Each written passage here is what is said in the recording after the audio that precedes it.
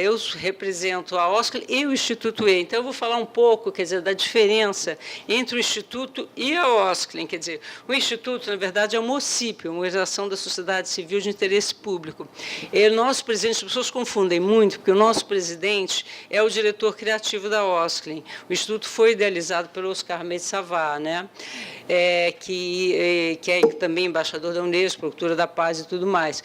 Mas, assim, então, o Instituto ele responde por todas as ações socioambientais da Osclen, mas ele não trabalha só para a Osclen. Qualquer marca que a gente entenda que tem uma postura ética, um posicionamento bacana, né, a gente presta consultoria, tanto que recentemente, a gente está em curso uma consultoria que a gente está em parceria com a BEST para 10 marcas, né, que não tem nada a ver com a Osclen, né, que querem se aprofundar em boas práticas, né, porque eu não sei se vocês sabem que, enfim, a moda está sendo muito questionada, a indústria da moda, né, é considerada a segunda indústria com mais impactos negativos, né, enfim, socioambientais. Então, a gente está, ao mesmo tempo, grandes empregadoras, tem um impacto social aí muito importante. Bom, então, eu vou falar alguns cases, tem muitos, como enfim, a Carol me introduziu, a gente está há muito tempo no mercado, quer dizer, o Instituto ele foi formalizado há 11 anos, né, 2007, mas, na verdade, ele já existe informalmente há 20 anos. Né? Essa trajetória, vamos dizer, o compromisso que a Osclen tem com a sustentabilidade vem, se a gente pode datar, desde o final da década de 90. Para vocês terem ideia, quando foi em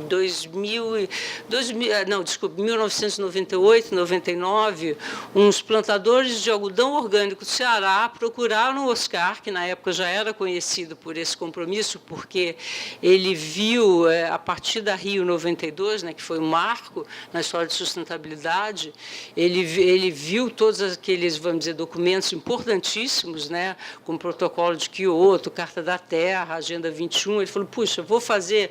Ele sempre enxergou a moda como uma ferramenta de comunicação, né? E ele falou, vou fazer da T-shirt, vou fazer literalmente que as pessoas vistam a camisa, né, da sustentabilidade, vamos dizer, vamos fazer com que, de certa forma, quer dizer, a pessoa, ao vestir, por exemplo, uma camiseta com o Protocolo de Quioto, o mínimo que ela vai poder fazer, ela vai navegar para, pelo menos, ficar curiosa do que está ali, né? Então, ela começou a usar essas camisetas como outdoors, né? E aí, enfim, ficou conhecido por isso e tudo mais, e começou enfim, tinha todo o compromisso dele também com práticas de atividades outdoors, surf, já tinha alguns campeonatos que ele promovia com essas pegadas, e aí foi quase que natural essa vamos dizer, demanda desses agricultores de algodão orgânico que foram procurá-lo.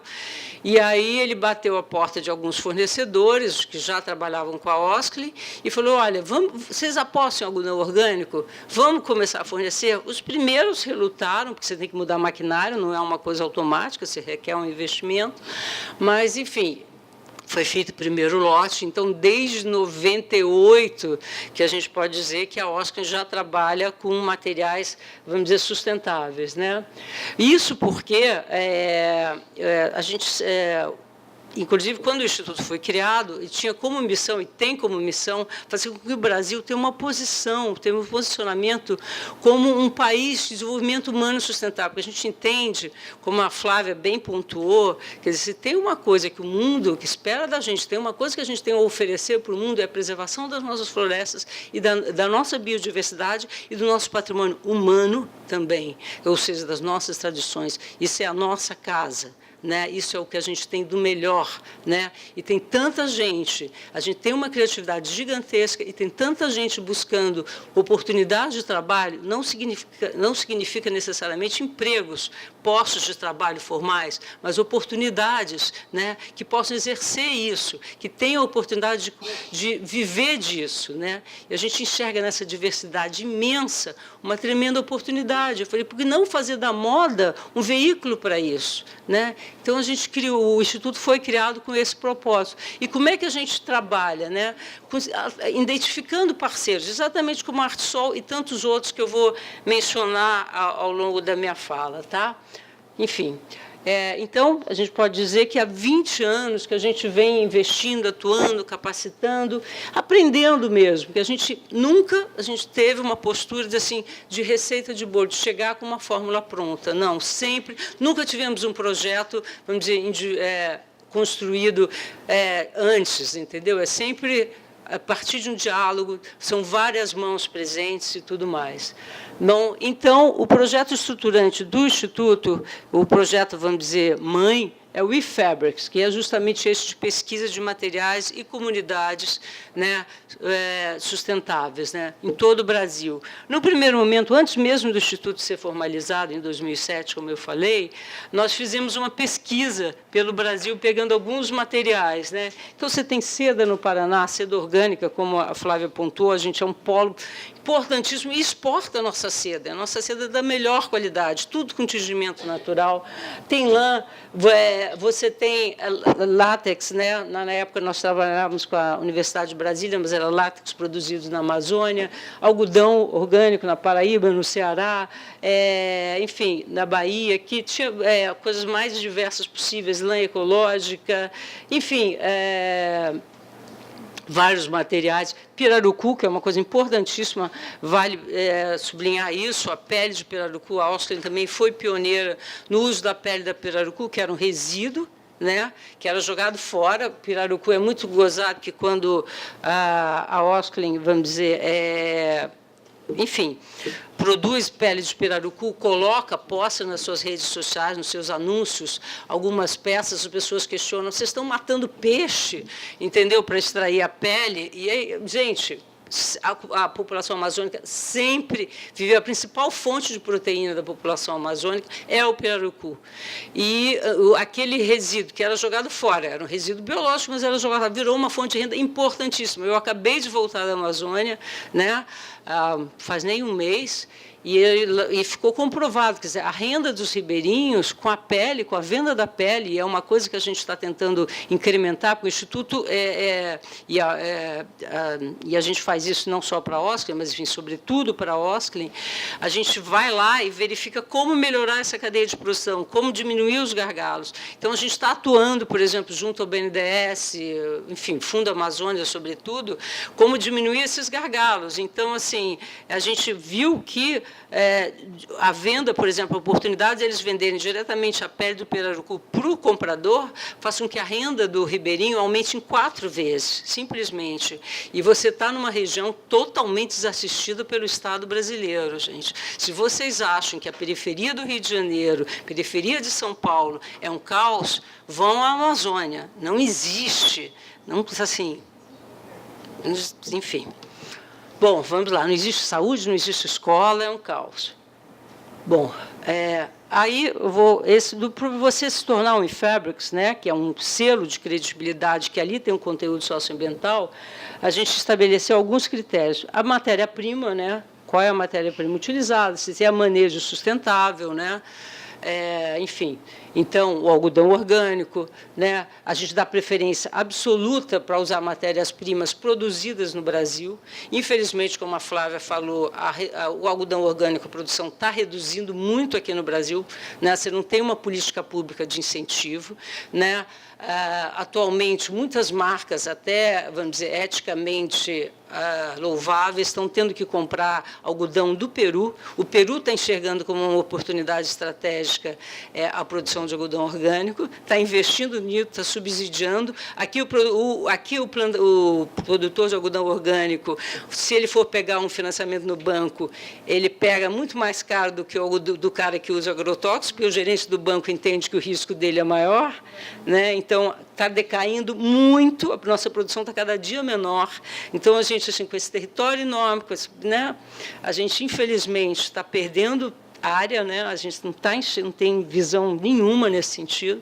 Enfim, então, o impacto do processo produtivo, exatamente, se usa o tingimento, como é que está o tratamento de efluentes, né, quais são os tingimentos usados, né, outra coisa, as técnicas, né, a gente evita também aquela coisa que eu falei, quer dizer, do respeito às tradições. A gente não chega lá impondo, não, se você deixar o tear manual, você vai passar a produzir. Não, como a Flávia bem pontuou, assim, as peças não precisam ser uniformes, sabe? As cores não são de pantones industrializadas, sabe? O defeito que a gente vê com defeitos, vamos questionar o que é belo, né? Não é porque o padronizado não é aquela coisa uniforme, não.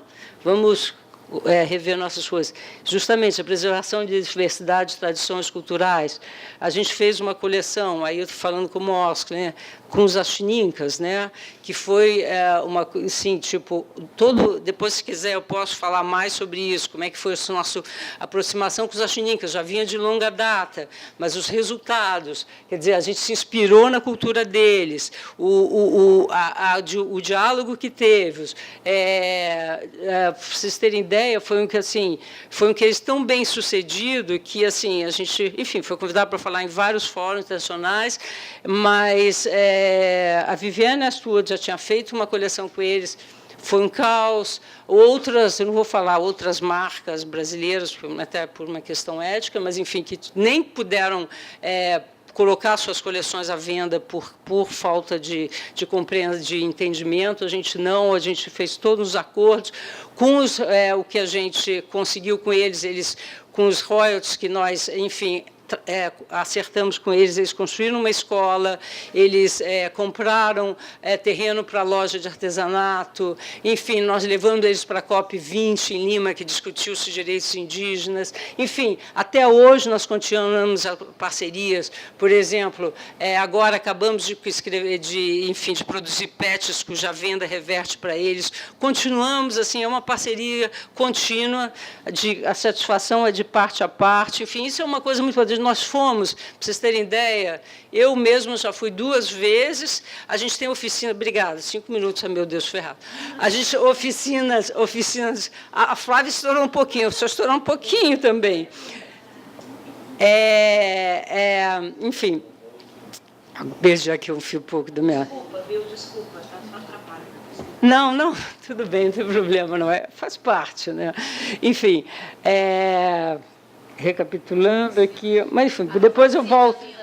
A oficina de fotografia, a gente já fez, a última vez que nós estivemos lá, eles nos pediram, nós filmamos, né, tudo mais, até porque uma das coisas que a Oscar faz questão é contar a história que está por trás de cada peça, né? Então a gente documenta, filma, e aí a gente, enfim, eles chegaram assim, puxa, ensina a gente a fotografar, né, para a gente poder documentar as invasões que tem na nossa terra.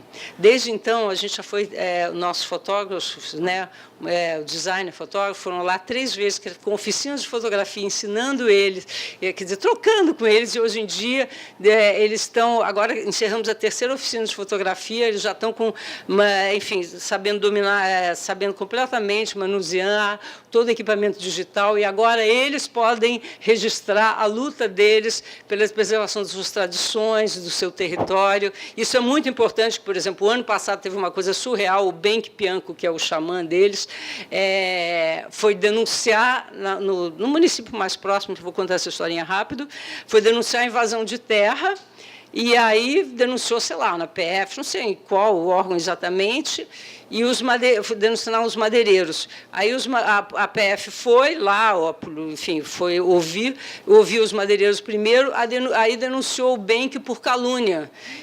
E aí, sabe, até ele provar o contrário, aí a coisa foi andando, quando o Benk viu, estava em última instância, ele estava sendo citado, a sorte que o governo do Acre, o Benk, acabou de, enfim, em setembro do ano passado, recebeu o prêmio da ONU, é um cara reconhecido internacionalmente, o governo do Acre se tocou que ia ser um mico do tamanho enfim, do universo, e aí recuou, suspendeu o inquérito, mas isso, para eles é super importante, eles têm essa ferramenta à mão, né? Enfim, relações sociais, comunidades, eu já citei vários exemplos, né? Acho que eu não preciso me estender. A questão do design, para nós, é fundamental, né? Porque sem design você não consegue fazer essa roda girar, né? Não adianta, porque a questão é, a gente não vai ter uma relação, eu acho que a Artesol está plenamente ciente disso, Flávia Aranha, idem também, quer dizer, você tem que ter uma peça com uma história muito legal por trás, mas esteticamente também muito bonita, que faça com que as pessoas, que elas se tornem desejáveis, que as pessoas se sintam atraídas por elas e que tenham vontade, por exemplo, de adquiri-la para presentear, e não que compre por compaixão, entendeu? Por solidariedade apenas, né? Isso é importantíssimo. Então, a gente e outra coisa que a gente faz, por exemplo, com pirarucu, né? Que era, como eu falei, um resíduo, a gente faz esse design e leva para o mundo inteiro. Né? Tipo, e assim, por exemplo, a gente conseguiu o pirarucu, tem uma bolsa de pirarucu agora na Victoria and Albert Museum, na maior exposição sobre moda e natureza já feita no mundo, está lá uma peça de pirarucu, quer dizer, a questão dos designers de moda na embaixada, em todos os fóruns internacionais, a gente vai levando essas peças com design mundo afora. Bom, isso é uma outra parceria que nós temos com o Ethical Fashion Initiative, que é um órgão da ONU, né, que trabalha com países, enfim, de risco. Agora eles estão no Afeganistão. Eles estavam abrindo uma frente no Haiti e nos chamaram para a gente ir lá coletar, ver o que era possível. Foram 2 anos depois do terremoto. Eu fui, a impressão que você tinha que o terremoto tinha sido na véspera, né? Muita gente morando na rua, em acampamentos, né? E enfim, como não tinha indústria, não tinha nada, eu coletei sucata, e ali são sacos de cimento, né? E de barracas, né? Pessoas que já tinham sido voltadas para algumas casas.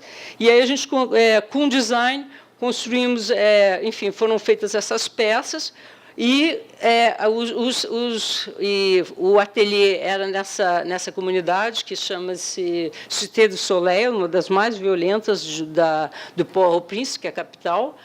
E aí, enfim, eles começaram a produzir, os designers da Oscar foram lá, treinaram e tudo mais, e hoje eles estão produzindo não só essas peças, como outras também, pulseiras, botões, continua. E o importante é que, quer dizer, aí vocês não, como é que eles são remunerados? Como é que é essa coisa justa, né? Assim, isso é uma coisa que a gente faz questão. Os artesãos estabelecem o preço deles e a gente não discute. Por exemplo, o lema do Ethical Fashion Institute is not charity, it's just work, entendeu? E depois, como alguns órgãos da ONU, eles são auditados e eles têm que fazer vamos dizer, um survey, um acompanhamento próprio, a metodologia deles. Eles fizeram um acompanhamento desse grupo, viram como que com dinheiro, o que eles fizeram com dinheiro. No caso desses grupos, eles pouparam, com que eles conseguiram poupar para a educação, porque a rede pública de ensino no Haiti, que já era precária, foi totalmente destruída, os prédios públicos foram muito destruídos com o terremoto, né, porque tinha uma versação de fundos e era areia pura, então, com terremoto caíram todos. Então, agora, muita alternativa da população é recorrer a escolas particulares, e eles não tinham meios, então, eles pouparam para isso, tá? Enfim, são mais imagens daí de pessoas, né? Homens e mulheres, né? Isso é um trabalho mais recente.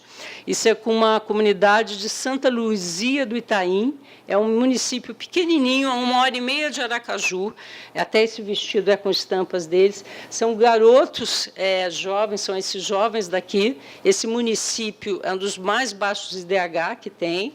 Para vocês terem ideia, só 6% da população tem 15 mil habitantes, só 6% tem emprego. Né, o resto tudo depende ou de Bolsa Família ou de dinheiro enviado por parentes fora do município. Esses garotos foram capacitados, né, para se tornarem ilustradores, né, e eles hoje são mais velhos, têm 19 anos. Eles agora ilustram, eles ensinam essas artes de ilustração para as escolas do município e vizinhas, né? Já ensinaram mais de 1.500 crianças, né? Eles criaram uma microempresa chamada Casa do Cacete, né? Enfim, e quando a gente foi lá, conversou, essa coisa desse diálogo que eu te falei, que eu mencionei, a gente conversou assim, qual é a necessidade, o que vocês sentem, em verdade? Falou, olha, a gente aqui se limita a reproduzir o mangue. Isso aqui são garças no mangue, como vocês viram, caranguejos, conchas. A gente nunca... E a gente tem uma biblioteca de arte, que a ONG que montou isso, que no caso é o IPTU, Instituto de Pesquisa e Tecnologia de Inovação, de Sergipe, comprou uma biblioteca da Funarte. Mas a gente não sabe, a gente não tem uma visão mais abstrata, a gente não sabe muito bem o que é arte, a gente nunca foi no museu. Aí a gente e além disso a gente queria saber trabalhar melhor com Photoshop.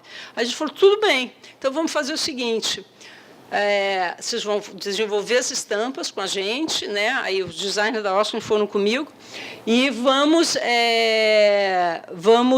combinar de vocês irem para o Rio. Então, eles vieram para o Rio, fizeram uma imersão com os designers da Oscar em Photoshop, ficaram lá se aperfeiçoando em Photoshop, que era uma demanda deles, e a gente fez um tour por museus daqui, para eles terem uma visão mais que arte podia ir além do que eles viam no dia a dia e além do que eles viam nos livros, né? E, aliás, até para você, Flávia, quando você quiser, ilustradores, e a nossa ideia agora, nós vamos montar uma exposição deles aqui no Rio, porque a ideia é que eles trabalhem para outras marcas, entendeu? A gente sempre faz, nossa ideia não justamente, é mostrar para o mundo, né?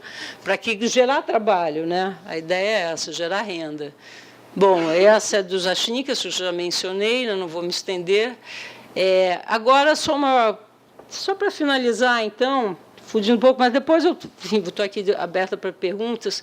É o seguinte, a gente também, na última coleção, que é a Sustainable as Possible da Oscar, teve mais de 200 referências de fabrics, ou seja, com conteúdo socioambiental. A gente fez uma coisa inédita, que foi medir os impactos da coleção. Então, a gente fez uma parceria com a Copiad. Copiad é a Escola de Negócios da FRJ. É tipo uma Getúlio Vargas, tá? Então, a gente pegou alguns materiais, né, que são carros-chefes, como pirarucu, e fomos medindo. Então, isso vai estar no relatório, a gente vai divulgar, vai publicar um livro, então, vou só passar rapidamente, até por conta do tempo que já está. Então, gases de efeito estufa, né, litros de água, isso é muito importante, que um dos problemas da indústria da moda é o uso extensivo da água, né, como se, enfim. O zero desmatamento, isso é fundamental. Cara, ninguém se toca dos benefícios sociais do pirarucu, ainda se alia isso, é fundamental, né? O PET reciclado, né? Quanto que reduz de energia elétrica, gás de efeito estufa. Então, só para finalizar, enfim, depois isso vai estar disponível. Como eu falei, esse relatório vai estar no site do Instituto, site da Oscar, a gente vai publicar isso em livro, vai ter uma discussão mais ampla. Agora, eu queria finalizar com algumas questões para a gente depois, enfim, discutir. Eu queria falar também da nossa parceria com a Artsol, também é importantíssima, a gente está começando, né? Nessa coleção, a gente conseguiu com 2 comunidades, né, do Seu João, que fez uma bolsa, que não consegui, e também com a da Bahia, que está esse chapéu aí, né?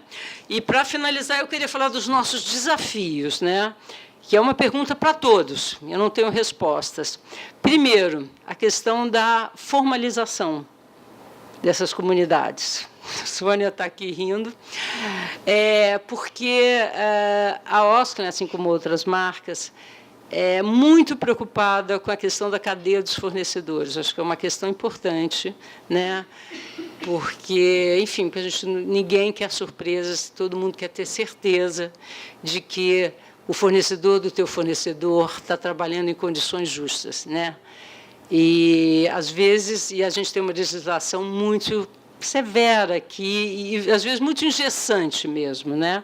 Então, a questão é como que a gente enfim, flexibiliza até que ponto. O Instituto e a Osklen fazem o seu melhor, né, no sentido assim, a gente disponibiliza contador, mas a gente entende que a gente está também, ao mesmo tempo, trabalhando com uma população que não está acostumada com isso, né, não está preparada com isso. Então, a gente tem que dar um tempo para isso, tem que dar enfim, ver como é que a gente adapta, dizer, as necessidades deles às nossas, né?